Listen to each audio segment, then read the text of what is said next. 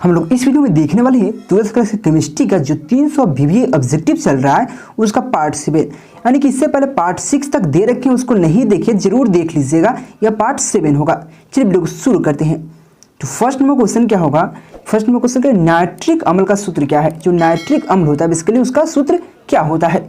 तो इसका correct option देखिए, इसमें सूत्र पहचानना है तो इसमें कोई समझाने वाली बात नहीं है। यानी कि ऑप्शन नंबर बी में देखिए HNO3 होता है, HNO2 पर मत जाइएगा, वह गलत होता है। HNO3 बिल्कुल राइट होता है नाइट्रिक अम्ल का सूत्र, ठीक ना। यानी कि ऑप्शन यहाँ पे बी बिल्कुल राइट हो जाएगा। यह क्वेश्चन 2019 के BSc के एग्जाम में पूछा गया है। चलिए नेक्स्ट क्वेश्चन की बात करें। यहाँ पे नेक्स्ट क्वेश्चन क्या हमारे पास 2 नंबर क्वेश्चन क्या है? बिना भुजा हुआ चूना को जब जल में डुबाया जाता है, क्या कहा? जब बिना भुजा हुआ चूना को जल में डुबाया जाता है तो अभिक्रिया क्या होती है? मतलब जो अभिक्रिया होती है बेसिकली कैसी अभिक्रिया होती है? जब भी बिना भुजा हुआ चूना को हम जल में डुबाएंगे तो वह कैसा अभिक्रिया होगा? उष्माक्षेपी, उष्माशोषी, विस्फोटक। तो कैसा होगा? उष्माक्षेपी होगा। कैसा होगा? उष्माक्षेपी। यानी कि ऑप्शन वहाँ पे ए बिल्कुल राइट हो जाएगा। यह क्वेश्चन 2016 के एग्जाम में पूछा गया है। प्लीज आप लोग चैनल को जरूर सब्सक्राइब करके बेल आइकन जरूर दबा दीजिएगा। इसका PDF चाहिए तो मेरे टेलीग्राम पे चल जाइएगा, ठीक ना, वहाँ का लिंक डिस्क्रिप्शन में है। चलिए 3 नंबर क्वेश्चन क्या है? एक धातु देखिए यहाँ पे गलती से टाइपिंग हुआ, देखिए एक धातु का रावाकरण HCP क्लोज पैकिंग, यानी जिसका नाम पूरा है HCP यानी कि हेक्सागोनल क्लोज पैकिंग, इसका पूरा नाम होता है, ठीक ना। तो एक धातु का रावाकरण हेक्सागोनल क्लोज पैकिंग यानी कि HCP में होता है तो धातु की कोऑर्डिनेशन संख्या क्या है? तो HCP में धातु का कोऑर्डिनेशन संख्या जो होता है बेसिकली 12 होता है। यानी कि ऑप्शन यहाँ पे ए बिल्कुल राइट हो जाएगा। यह क्वेश्चन 2018-2020 के एग्जाम में पूछा गया BSc के, ठीक ना।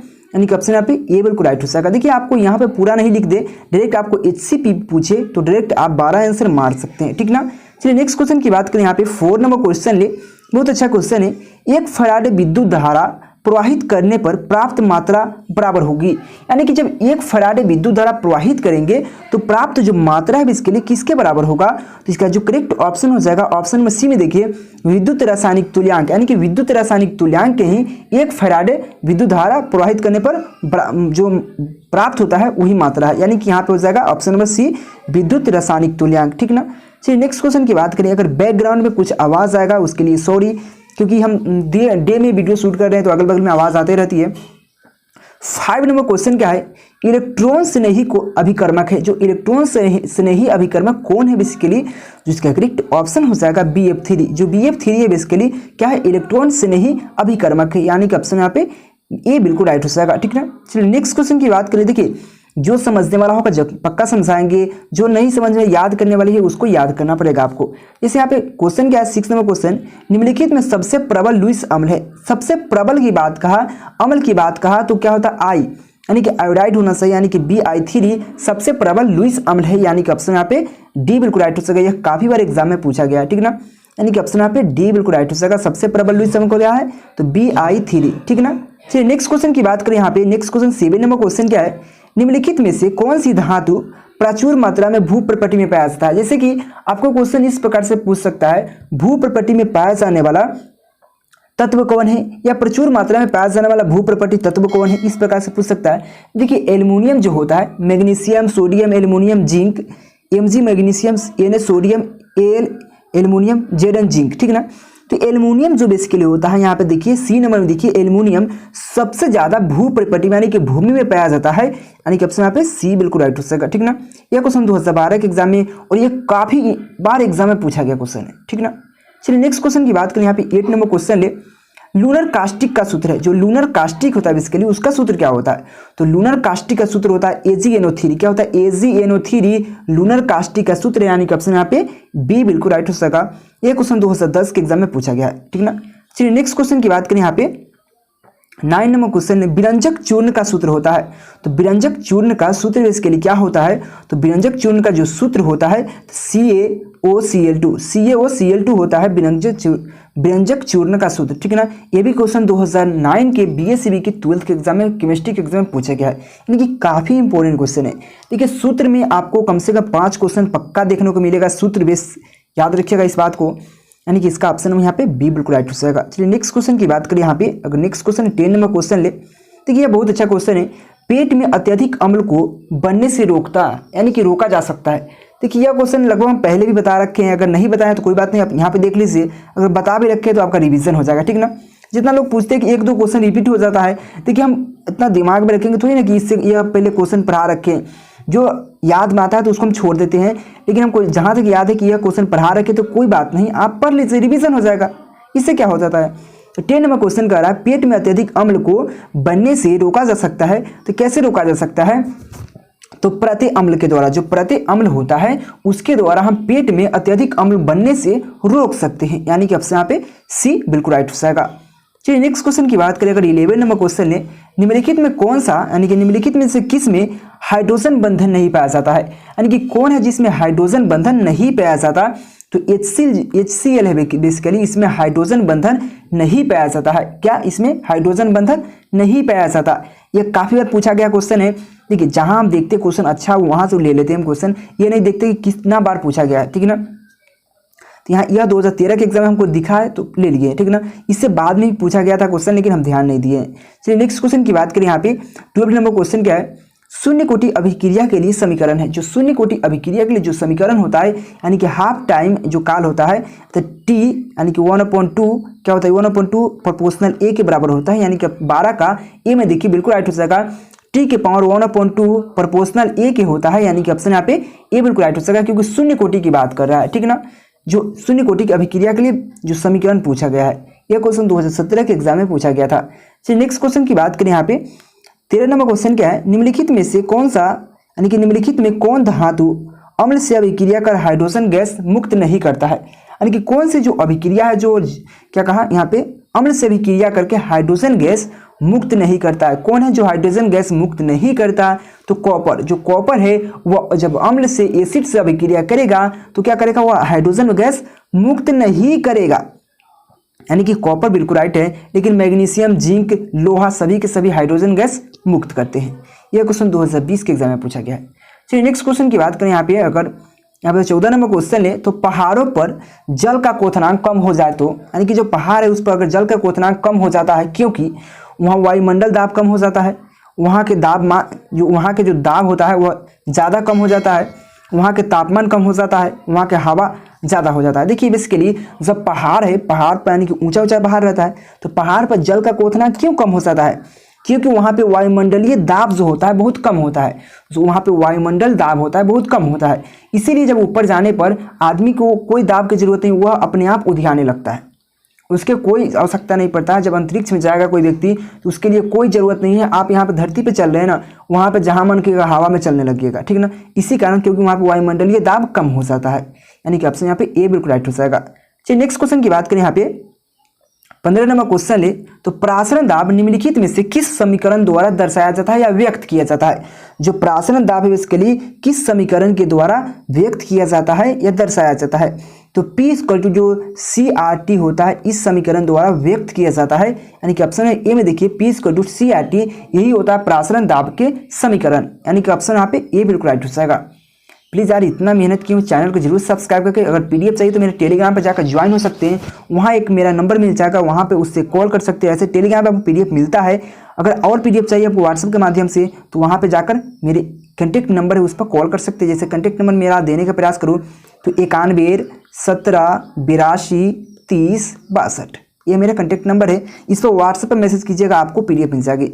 चलिए यहाँ पे नेक्स्ट क्वेश्चन है, रासायनिक अधिशोषण अभिक्रिया। जो रासायनिक अधिशोषण है वो कैसी अभिक्रिया है, उत्क्रमणीय, अनुत्क्रमणीय, बहुलीकरण, इनमें से कोई नहीं। देखिए काफ़ी इंपॉर्टेंट है, अब कभी पूछ देगा भौतिक अधिशोषण, कभी पूछ देगा रासायनिक अधिशोषण।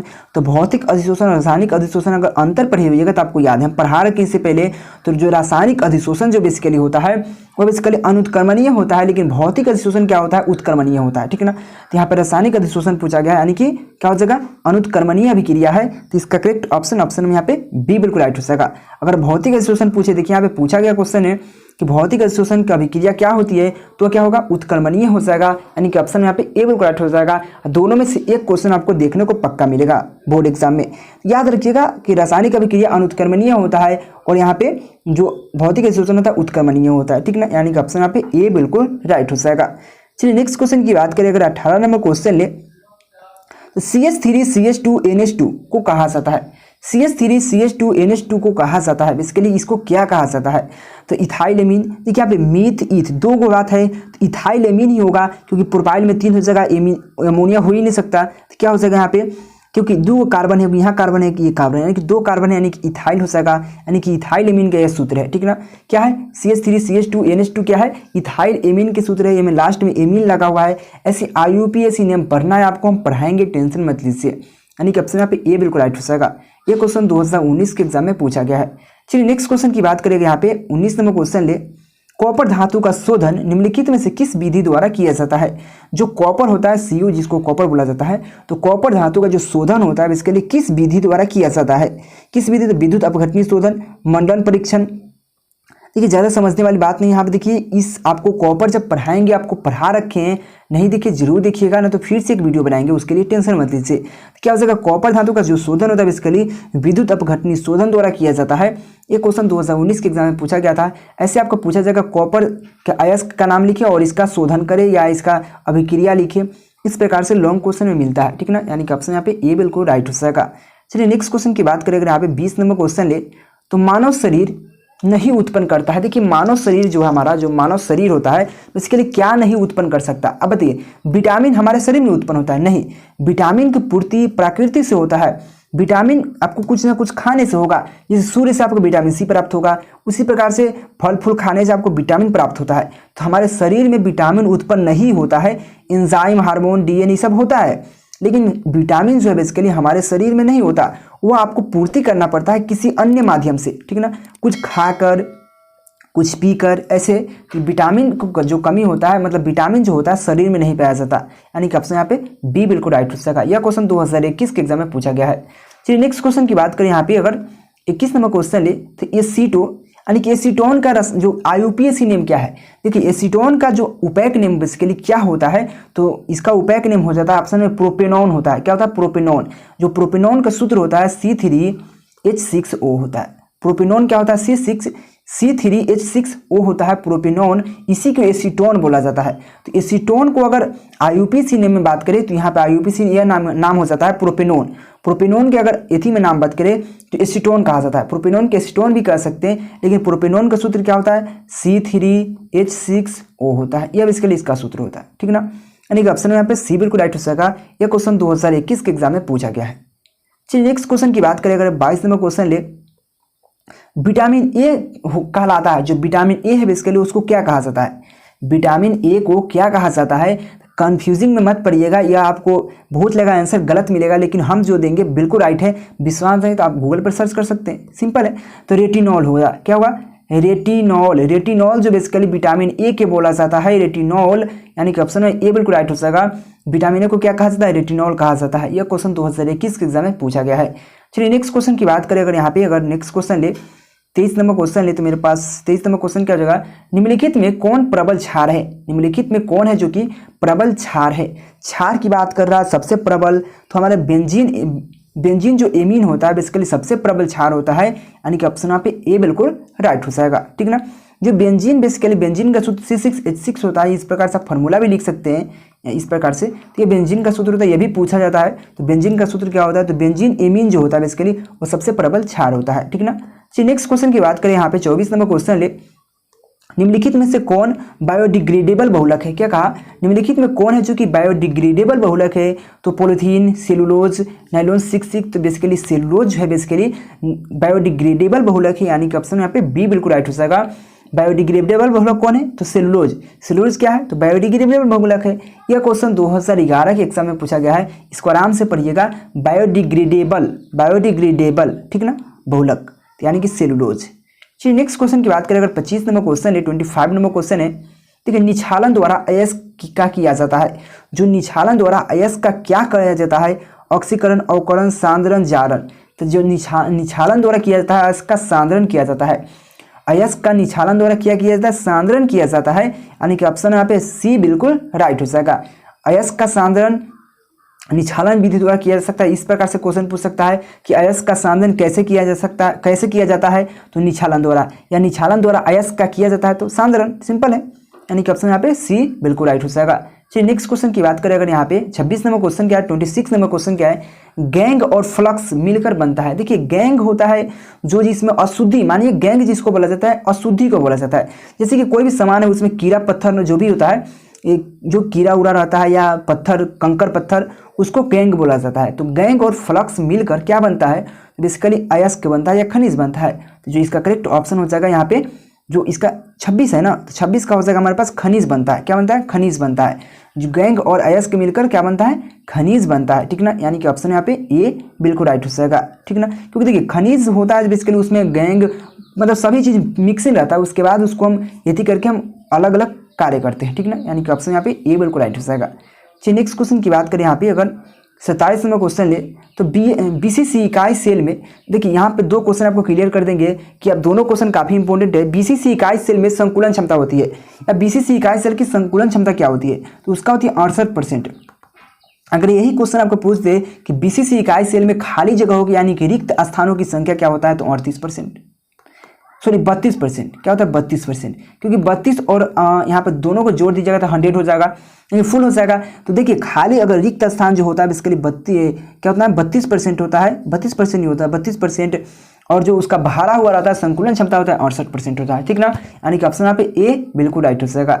चलिए नेक्स्ट क्वेश्चन की बात करेगा 28 नंबर क्वेश्चन है, ये भी क्वेश्चन काफी इंपॉर्टेंट है। सामान्य ताप एवं दाब पर किसी गैस के 1 मोल का आयतन होता है। देखिए किसी भी गैस का जब सामान्य ताप एवं दाब पर किसी भी गैस का जो आयतन होता है बेसिकली वो होता है 2 यानी कि 22.2 होता है, 22.2 होता है, 4 होता है, 4 होता है, 2.4 होता है, 4 होता है बेसिकली, 2 नहीं 4 होता है, ठीक ना।